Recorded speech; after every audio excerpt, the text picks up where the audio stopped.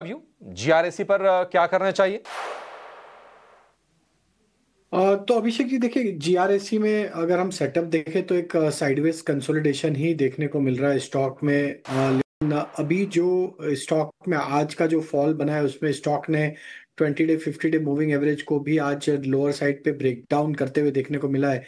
But अगर हम थोड़ा सा पोजिशनल नजरिया देखें तो स्टॉक एक रेंज में ही फंसा हुआ है। लोअर साइड पे 2550 2525 ये एक इसके सपोर्ट बने हुए, और हायर साइड पे स्टॉक में जो सप्लाई जोन है वो करीब 2850 के रेंज में बनी हुई। तो हमें लगता है कि हो सकता है स्टॉक में और 2-3% का करेक्शन देखने को मिले। गार्डन रिच में 2500 2550 के आसपास इसको एक बार रिव्यू करना चाहिए।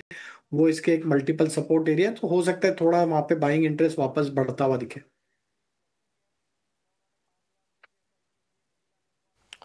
ठीक है, ये राय आपके लिए। गार्डन रीच के शेयर पर 2500 2550 के आसपास इसको रिव्यू करेंगे फिर से। लेकिन आज अक्रॉस द बोर्ड सेलिंग है डिफेंस काउंटर्स में। HAL, इसके अलावा हम देख रहे हैं कि मिधानी हो गया, BL हो गया, सारे के सारे शेयर आपको गिरावट आज दिखाएंगे। चलिए एक छोटे से ब्रेक के लिए रुकेंगे और ब्रेक के बाद जब लौटेंगे तो अब गिरावट बढ़ी है निफ्टी की। इस दौरान 170 अंकों की गिरावट हो चुकी है। 26,000 एक अहम सपोर्ट लेवल के आसपास आ चुका है। राजेश जी, एक राय ले लेते हैं। 26,000 के आसपास निफ्टी आ चुका है, क्या लग रहा है? क्या ये एक रॉक बॉटम सपोर्ट है या आज टूटने वाला है ये मामला?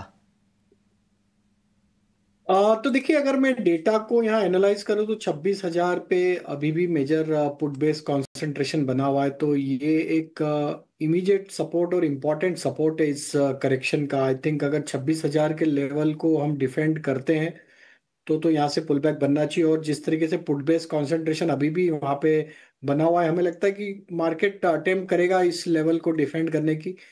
अगर 26 टूटता है 26,000 तो फिर मार्केट में थोड़ी गिरावट बढ़ सकती है। अनवाइंडिंग ट्रेड यहाँ पे प्ले आउट होते हुए दिखेंगे, एंड देन फिर 25,900 नेक्स्ट लेवल है जहां तक निफ्टी फिसलते हुए दिख सकता है।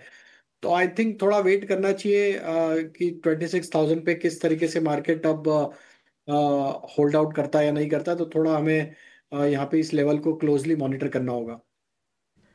चलिए, तो निफ्टी को लेकर ये नजरिया आपने तो दे दिया सर। एक स्टॉक राजेश जी आपसे मैं राय चाहता हूं वेदांता को लेकर। आज करीब करीब 1% की तेजी है। S&P ग्लोबल ने कंपनी की रेटिंग को अपग्रेड कर दिया है, पॉजिटिव रेटिंग दी है स्टेबल से। और उसके पीछे का जो तर्क दिया है, उन्होंने कहा है कि जो टाइमली रैंप अप इन्होंने किया है वेदांता ने अपने एल्युमिनियम बिजनेस को, उससे कंपनी के कॉस्ट स्ट्रक्चर और साथ ही अर्निंग्स और कैश फ्लो में सुधार देखने को मिलेगा। ये इसके ट्रिगर बताए हैं S&P ने। वेदांता को लेकर क्या राय बन रही है sir Rajesh ji?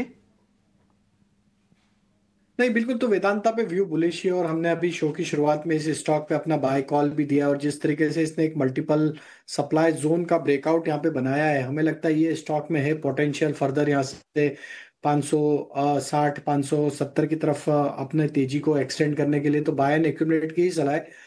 At this juncture I think 530 के आसपास के stop loss trading point of view से रखे जा सकते हैं।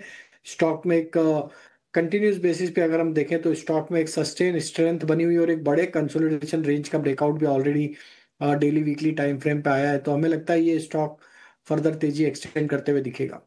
ओके, तो वेदांता आपकी टॉप पिक भी थी, और इस तरह के ग्लोबल लेवल पे अगर इस तरह की रेटिंग अपग्रेड होती है डेफिनेटली उसका भी फायदा यहाँ पे मिल सकता है। चलिए, लेकिन अभिषेक के पास चलते हैं।